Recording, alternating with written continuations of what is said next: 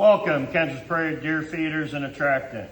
If you guys are welding a bunch of the same things together, it's always worthwhile to go ahead and build you a jig. So this jig here is for our skid base on our 500 pound and 1,000 pound dump on the ground deer feeders. So this saves me a lot of time and I don't have to measure anymore once I get my skids and the cross piece is made.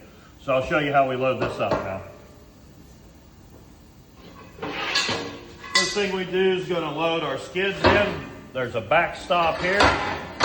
So we load it in until it hits the backstop. Put on clamps to hold it onto this runner.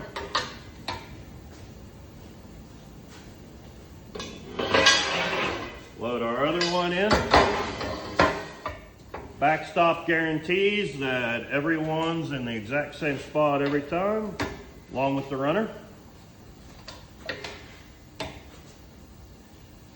We set in our cross bracing that the feeder sets on. It goes up against these uprights. We got these so they are just even with the radius on the 2-inch square tubing skid base. We'll clamp that in.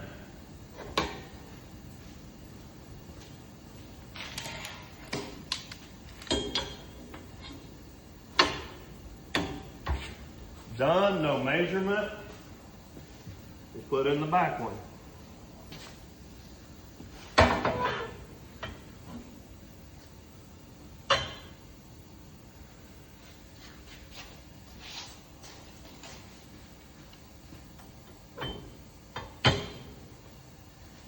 And that is all there is.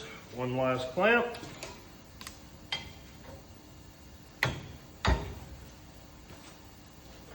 And then we'll weld it up.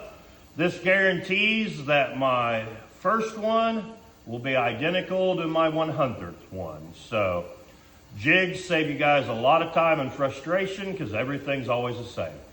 Thanks for watching.